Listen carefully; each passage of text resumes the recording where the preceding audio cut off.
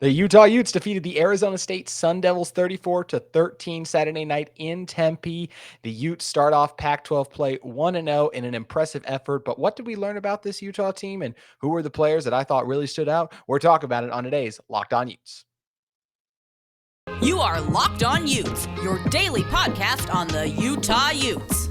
Part of the Locked On Podcast Network. Your team every day.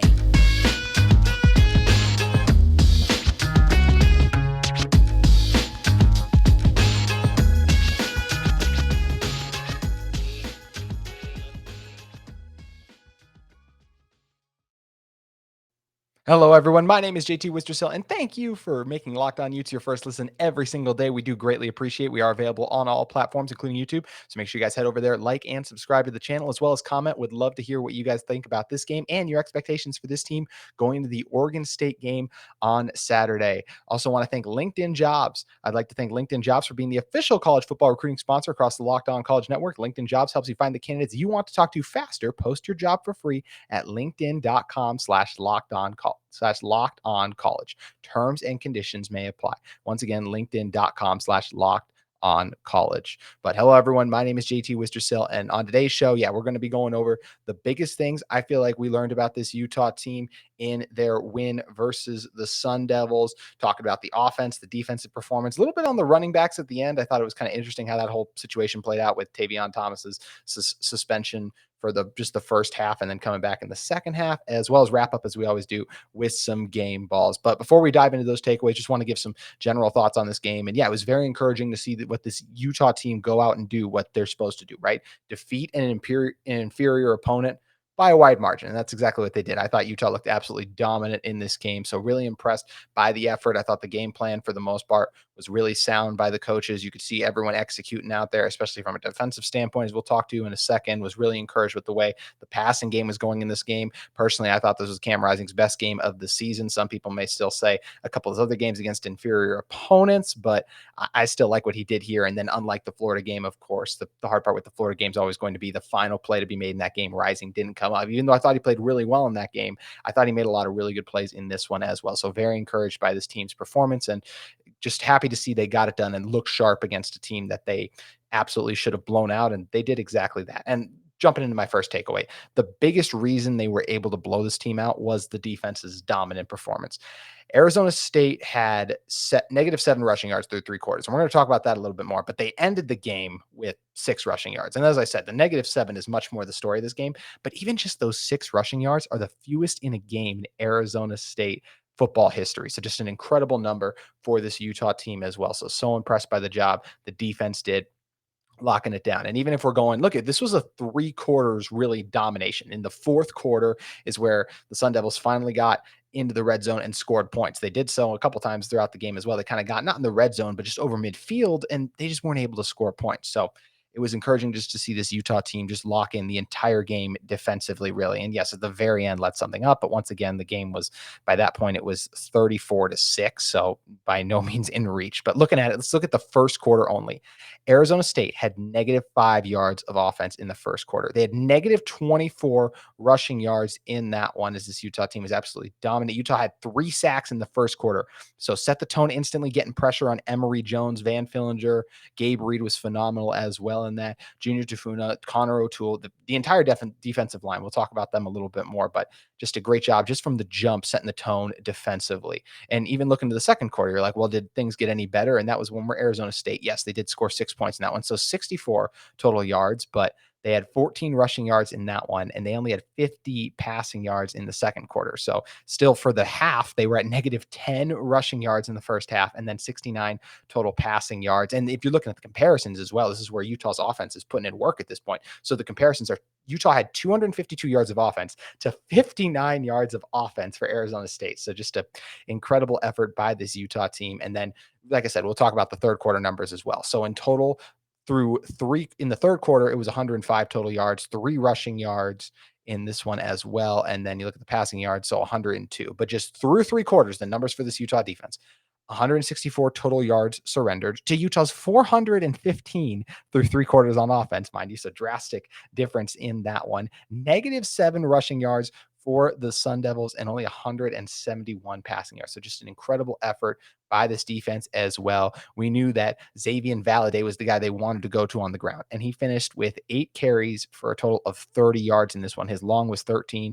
He only averaged 3.8 yards per carry as well. And then Emory Jones, obviously his rushing numbers are going to be very skewed because how many times he was sacked or dropped in the backfield. He had 11 attempts for negative 26 yards in total in this one. So just an outstanding job by this Utah defense, whether you're talking about in the secondary. Look, receivers weren't really getting open and creating separation. Yes, there was every once in a while a guy would pop open, but that's just going to happen. Guys are going to find ways to get open. They're going to find ways to make plays and do something. And for the most part, this Utah defense on the back end I thought was outstanding, whether it was JT Broughton, Clark Phillips getting his first interception of the season. Clark actually gave up I believe his first down of the season. He surrendered in this one, and it was just like a simple little first down. Like, he's not going to go an entire year without surrendering a catch or a first down. We knew that, but then he responds by perfectly reading that short little route in the flat. Just almost looked like they were trying to set up not a wide receiver screen, but just an opportunity to get a playmaker in space. And Clark just read that perfectly as one of the best defensive backs that he is. He's only one of the few players in the country who could make that play. I genuinely believe the reaction time in order to recognize the plays happening, and then the speed to be able to close on it and hold on to that catch as well.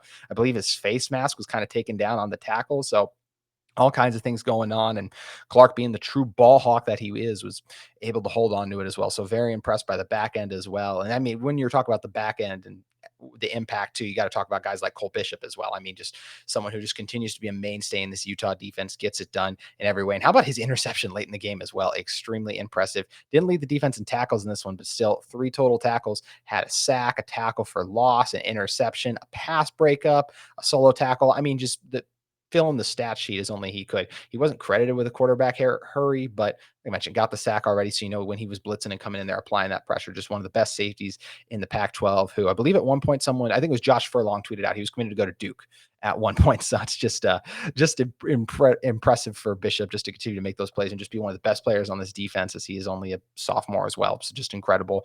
Corene Reed, phenomenal, led this Utah defense in tackles, doing a really good job. And one of the reasons Reed was able to shine was that defensive line. They were winning their matchups up front. There were no running lanes or places to go with the ball because the offensive linemen were all in stalemates. Utah's defense was doing a great job holding their blocks and then shedding them when they needed to in order to be able to go in and make those tackles, whether that is Samote Pepa at nose tackle was phenomenal.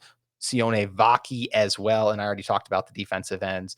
Miki Sugutaraka is another guy I think that deserves to be mentioned down there, as well as Jonah Ellis. So really everyone on this Utah defense shined. Lander Barton just keeps getting better every single game. I think he had one costly penalty, but he still makes those plays that comes in there flying around and does such a good job for this Utah defense. So just continue to be impressed by this group that, look, 27 missed tackles week 1, right? So everyone's really concerned about how this group is going to do and what they're going to look like going forward. And then they have games like this where, yes, Arizona State has not been great. They just lost to Eastern Michigan, right? But they still have some talent on offense. We talked about Valade. Emory Jones is a quarterback who's capable of doing things athletically. And I still think this is a Sun Devils team that's going to get at least one upset win in the Pac-12. And there was a lot of disarray. They were obviously fired up to come out and play under head coach Sean Aguano as well. And Utah was able to keep them in check through 3 quarters. They got one late touchdown, but the game was already over by then. So really impressed by the defensive effort from this Utah defense. I thought they were dominant, outstanding. I'm excited to see what they're going to do against Oregon State. I believe the line against Oregon State is 11.5 for Utah. And I think the biggest reason that is, honestly, right now is because of how good this defense has looked. And I honestly think at the end of the season, we might look back on that Florida game and be like, it's obviously unfortunate because Utah lost, especially because Florida continues to lose to Tennessee. Come on, Gators. We need at least a couple of these to turn into wins at some point. So it doesn't look like a bad loss on Utah's part, even though I think that at the end, whoever's evaluating Utah's season at the end will still look like, hey, a cross-country road game in Gainesville, it's not going to be a bad loss. But it would be nice if Florida could pull their weight a little bit and start to win some of these close games or get at least another upset, because based on their plan right now, they don't stand a chance against Georgia, who they have coming up here in a few weeks. But keeping it on Utah still, I think this Utah defense is really improved. And looking back to that first game, the opportunities they had to learn and grow from those mistakes, I think were great. And because ever since the Florida game, it's been an upward trend. That's something I've talked about a few times now on this podcast, is Utah's defense and just this Utah team. Each opponent gets a little bit better. It's an opportunity for this defense to improve and learn from some of those mistakes early on. And they were able to, some of those mistakes, even from an offensive and defensive standpoint, don't end up costing you because you are the more talented team and you're able to overcome them. And that was something that, there were a couple little mistakes that might have hurt Utah against a little bit of a better team, again, in the future against Arizona State, but nothing major. I mean, I just feel like each week they've just cut down on the mistakes more and more and more. There were almost no missed tackles in this game on Saturday night. So just a really encouraging effort from this Utah defense. Morgan Scalley and the entire staff has these guys dialed in, and they are looking absolutely phenomenal. Lights out. Loving what I'm seeing from this Utah defense right now. As I mean, even if we're just going to look at the drive chart really quickly, I mean, it started with 3 straight punts, then an interception, then 2 field goals. Then they had a punt, downs, punt, a fumble, another interception, and a touchdown. So really only your goal on every drive is to score a touchdown. And Arizona State only accomplished that one time. So all the credit in the world to this Utah defense for even when they bended a couple times, not breaking, getting that pressure, 5 sacks on the day. Lights out performance by this Utah defense. I was really encouraged by them. I was also really encouraged by the offense's performance for a key reason. I'm going to talk about that in just a second. But first, want to tell you guys a little bit more about LinkedIn Talent Solutions. These days, every new potential hire can feel like a high stakes wager for your small business. You want to be 100% certain that you have access to the best qualified candidates available. That's why you have to check out LinkedIn Jobs. LinkedIn Jobs helps you find the right people for your team faster and for free. Guys, I use LinkedIn all the time to stay connected with my network of friends, as well as just meet and interact with other people in the work fields I'm pursuing as well. LinkedIn is an easy place to get connected with those people, keep track of friends, and find worthy candidates. There are tons of people who, hey, how about still just got out of college and are still looking excited to get after it, as well as there's still the changing, evolving job market. Tons of great candidates for you guys on LinkedIn. So make sure you guys add your job to the purple hashtag hiring frame to your LinkedIn profile to spread the word that you're hiring. Simple tools like screening questions make it easy to focus on candidates with just the right skills and experience so you can quickly prioritize who you'd like to interview and hire. It's why small businesses rate LinkedIn Jobs the #1 in delivering quality hires versus the leading competitors. LinkedIn Jobs helps you find the qualified candidates you want to talk to faster. Post your job for free at linkedin.com/lockedoncollege. That's linkedin.com/lockedoncollege to post your job for free. Terms and conditions may apply. So make sure you guys head over to LinkedIn Jobs and check that out if you guys are looking to hire some very qualified candidates.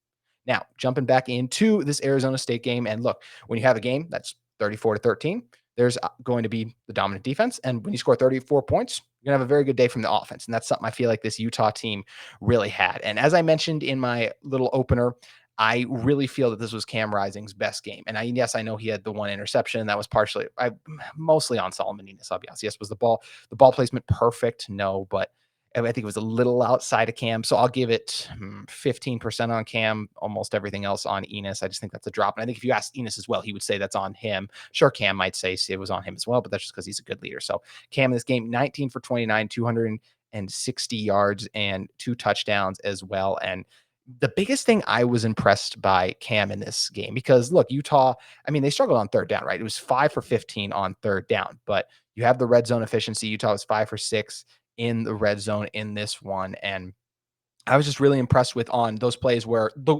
running game was not a strength for this Utah team in the first half. If you're looking at the first quarter, the rushing yards, Utah only had 34. It just looks a lot better because Arizona State, as we talked about, had -24 rushing yards. It's one of those numbers you can't believe until you actually see it. But in the first half, Utah in total had 73 rushing yards. So that's a fine number as well. But in general, most of the yards were coming from the passing game. So 179 yards. And that was something we hadn't seen a lot of this year, is when the running game had struggled, can the pass game still get going? And it really was.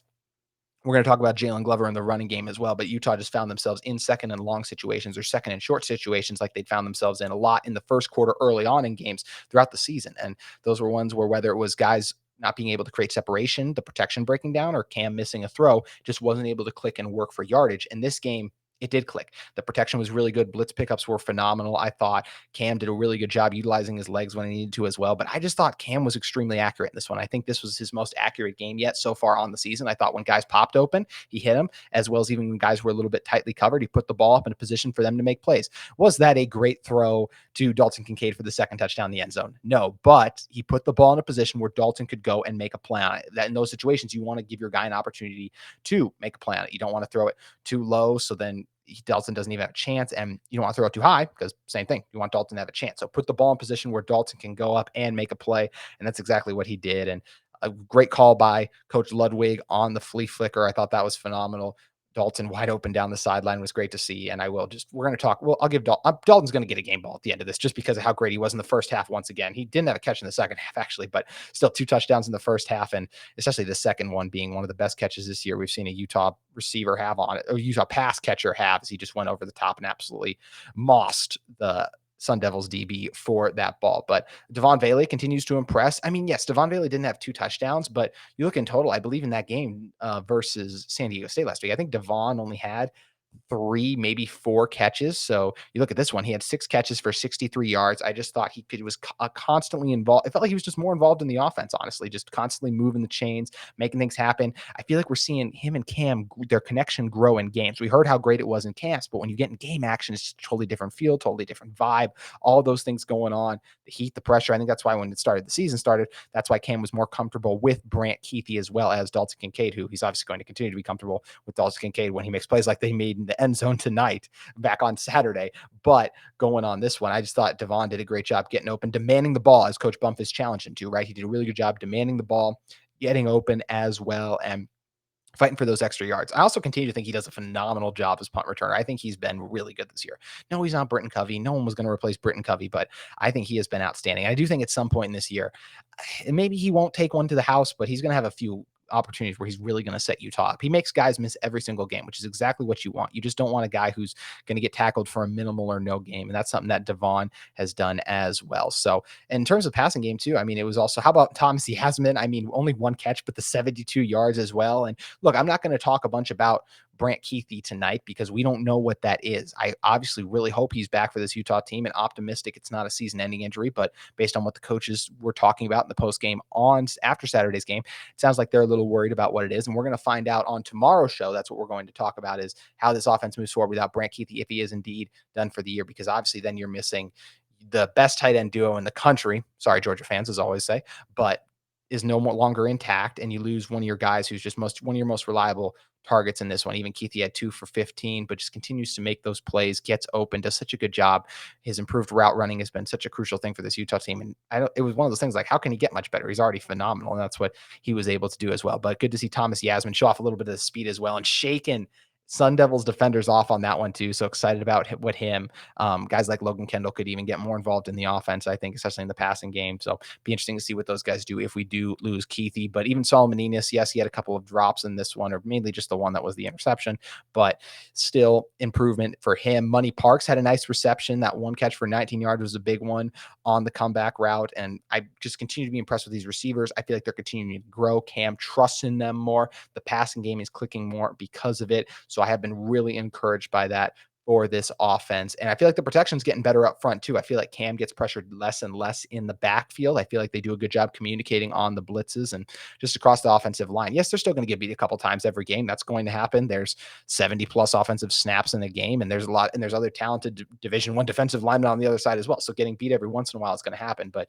you just have to win more than you lose at the end of the day. And that's what this Utah team did a really good job of doing up front in pass protection. But once again, really impressed with Cam's maturity. I thought his poise in the pocket as well. I thought he was willing to hang in the pocket a little bit longer, willing to wait and let plays develop. I wanted to see this Utah team score a touchdown on the first drive. But the other thing I said was I wanted to see this Utah team jump out to a 14-0 lead. And they were able to do that really because of the passing game, in my opinion, and just those plays they made through the air. See, unlocking more of that explosive element going forward. I would like to see the explosive element be something we see outside of flea flicker plays. But right now, it's still something just nice to have, to see them being a little bit more explosive. I hope at least once on the season we see like a 50-yard bomb to Money Parks, or Devon Vele just with Cam sitting back in the pocket. But either way, hey, whatever gets it done. And I think the flea flicker is honestly going to continue to work, because I think teams just in the heat of the moment, when the game wears on, you're so used to what the game plan has been coming at you, that all of a sudden you're going to get a flea flicker. And I think just that second of indecision is going to be all this Utah team needs to be able to beat teams over the top. So really encouraging to see Solomon Enis, or more so Devon Vele. Solomon still, just because he had the drop, it's hard to list him as one of the winners of this game, but that led to the interception, of course. But Devon Vele and Dalton Knicaide as well. I thought those guys were outstanding on the outside, and nice to see their chemistry just continue to grow with Cam, making those tough catches that we love to see them make on those crucial downs, create that separation. Just seems like keeps getting better. And I'm just excited to see that this Utah passing game continues to grow and grow and grow. And I think they got a fun test this Saturday against Oregon State as well. So I love the progress this Utah's passing attack is making, and I'm excited to see what they can do going forward, as well as they have a fun one coming up on Saturday. But of course, there's 2 parts to an offense, and let's talk about Utah's rushing attack in this one. So Utah's offense Tavion Thomas was suspended by the team for the first half or something. We're not really sure what's going on there. He's obviously been dealing with a lot lately with his aunt's passing recently, so we are not here to speculate on what's been going on there. But either way, Tavion did not play in the first half, so that led to Jalen Glover actually getting the majority of the carries. And in the end of the game, Jalen Glover actually led this team in carries. He got 13 carries for 48 yards. Also saw Mekhi Bernard get 8 carries for 28 yards. And there'd been rumors about Jaquindon Jackson all week long, but then you finally see him get in at running back, 9 carries for 31 yards, got a touchdown as well. And that was something I talked about a few weeks back when we had Sammy Moore on the show, was that I wanted to see the Jaquindon Jackson package return in the backfield, because I thought the read option with him and Tavion would be absolutely deadly. And I think just in general, having Jaquindon in the game is such a great asset because of his ability to make guys miss. I do think he's going to be a really good running back for this team to utilize. And I think they are going to turn to him a couple times a game. And I think at some point, there's just such a great opportunity when you have a quarterback like that. Because let's not act like Jaquindon Jackson can't throw the ball. He nearly won the backup quarterback job. There's a reason that they sat on that for so long. It was genuinely a competition that came down to that final scrimmage. Bryson Barnes won it. All the credit in the world to him, but we know Jaquindon can still come in games. And I still feel like this is the kind of guy who can still make throws. So if you're going to run some fun wide receiver pass plays, which in his case, just going to be a running back, and he is and now a running back, as you know, you guys saw ESPN was all tripped over themselves trying to figure out what position he used to be because the Utah Athletics had switched up the depth chart. So that just led to a ton of confusion for Dave Pash and the rest of the ESPN crew. That was pretty funny to watch play out on TV, especially if you guys have ever called games or done broadcasts before. You know how hard it can be to get information from teams. So I totally understood their frustration, was kind of laughing along as they were just trying to, obviously getting roasted on Twitter for it, understandably so. But for Utah's rushing attack, as I said, so it was Jalen Glover, Jaquindon, and Mekhi Bernard in the first half. And Utah's running game just kind of got off to a slow start, as I mentioned. Yes, 34 yards isn't bad. And yet in the second quarter, you had 39 as well. So in total, 73 looks good. But we just didn't see a lot of those explosive plays and explosive runs. It was a lot of short yardage. Most of Utah's explosive plays in this one came in the passing game. Their first true explosive run to me was in the second half when Tavion Thomas got his first carry, and I believe it went over 20 yards right off the bat. And Tavion proved he's still the best running back for this Utah team in 11 carries, 60 yards. His streak of touchdowns did come to an end, unfortunately, but just good to see him get back out there. And it's just a reminder of what makes him the lead back on this Utah team. Jalen Glover is the future of Utah's running back room. We know this, but Tavion Thomas is still the guy right now. And it's because of his ability to break tackles and the strength he has. And Tavion did get leveled a couple times, but he's still Utah's strongest back. I still feel like he has the best vision, especially in between the tackles of any of the running backs as well. And he's still got to be the number one guy who gets the majority of the carry. So hopefully whatever happened with the team is something in the past and he doesn't get suspended anymore going forward as well. Also, really quick, speaking of suspensions, I should have mentioned this earlier. Cole Bishop, I am so happy, and it was absolutely the right call. They rescinded that targeting call because that was absolutely one where he did not really lead with his helmet. That was one where Emory Jones shrunk down into it like that. He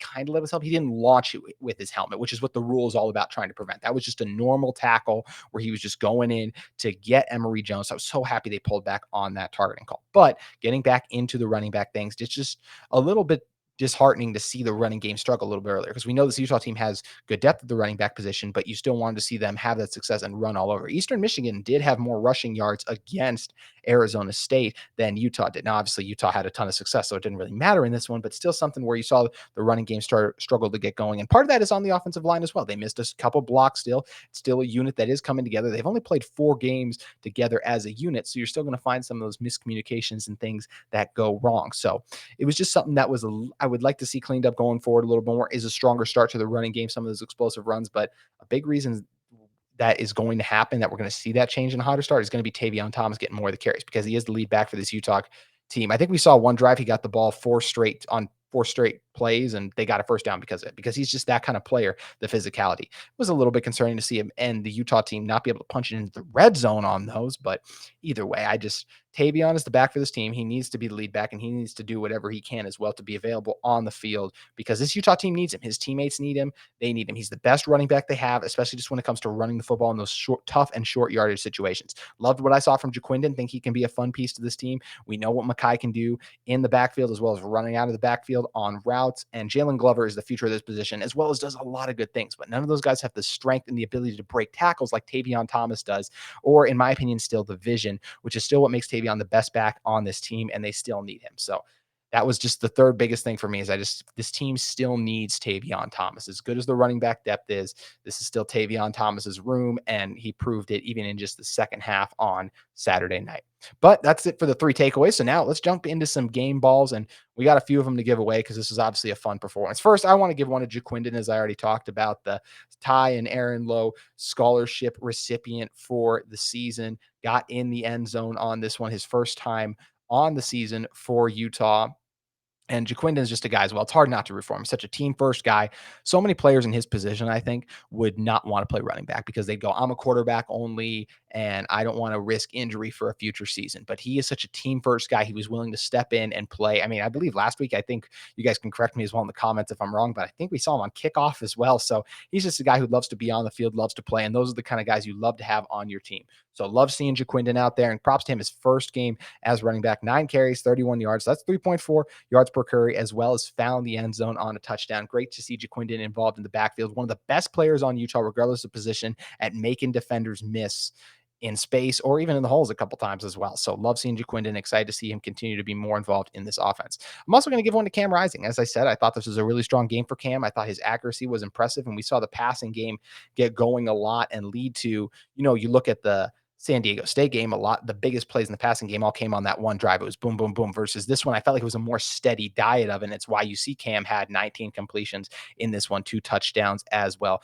Fun to see the coaches open up the playbook a little bit more with another flea flicker, but just in general, it seems like they trusted the drop back passing game a little bit more, and always great when you can get the play action passing game going, of course, too. But really strong game for Cam, getting everyone involved.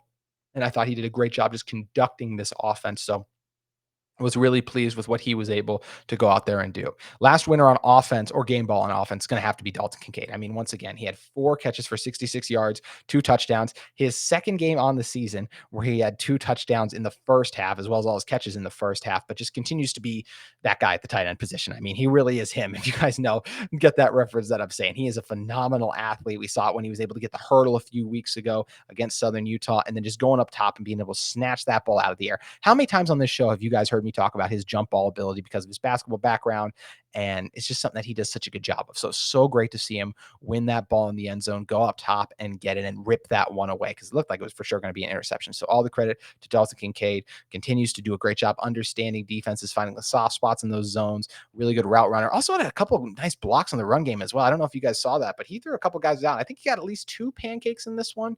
Might need to have Brian Brown on the show a little later in the week to check me on that one, but very impressed with Dalton's blocking. And then turning things over to the defensive side of the ball. Both game balls on defense for me. The first 2 at least are going to Karene Reed and Gabe Reed. So the Reed brothers get it. When you look at Karene, led this team in tackles, doing such a great job, always flying around, has a nose for the football, 10 total tackles, 5 of those being solo, and 1.5 tackles for loss as well. Does a great job in coverage as always, but really impressed with his ability to come down and play the run. It was a huge reason that Utah was able to hold the ASU rushing attack in check. So great job by Karene Reed. But as I mentioned, not the only Reed who had a good game. How about Gabe Reed? 2 sacks in this one, doing a great job. Also credited with a pass breakup on, I believe it came on a 3rd down as well. So an important situation, but 4 total tackles for Reed, 3 solos, but those 2 sacks. Coming over from Stanford, being the veteran he is, he's a guy that we really want to see involved with this Utah defense, because he's a guy we trust to be able to go in there and get some pressure. So it was great to see Gabe Reed be able to go in and do that. Was very encouraged by his play as well. And he's just going to continue to be a guy we're going to see on this defensive line a lot this season because of his ability to get after the quarterback, and was excited to see him have such a phenomenal game and show off the veteran savviness that he has. And final 2 game balls, you got to throw them out to Clark Phillips and Cole Bishop, both getting their first interceptions of the season, both in pretty impressive plays as well. So very impressed by those guys as well. So just got to give them a shout out for the interception. But those are the game balls. Those are my biggest takeaways from this one. A great win for the Utes, in which they went out there and took care of business, which is exactly what you want to see a team do against an inferior opponent. In Arizona State, I do think Coach Sean Aguano's team is going to surprise a couple people this year. I know they didn't look good in that one, but I do think it was more good Utah than bad ASU. And I think they're going to figure some of these things out, because that team at least was playing hard for a lot of the game. I think they're going to clean up some of that stuff and be locked in and get a couple upsets. And I hope they beat a couple of these Pac-12 teams as well, because I think it just makes Utah win against them in dominant fashion look better.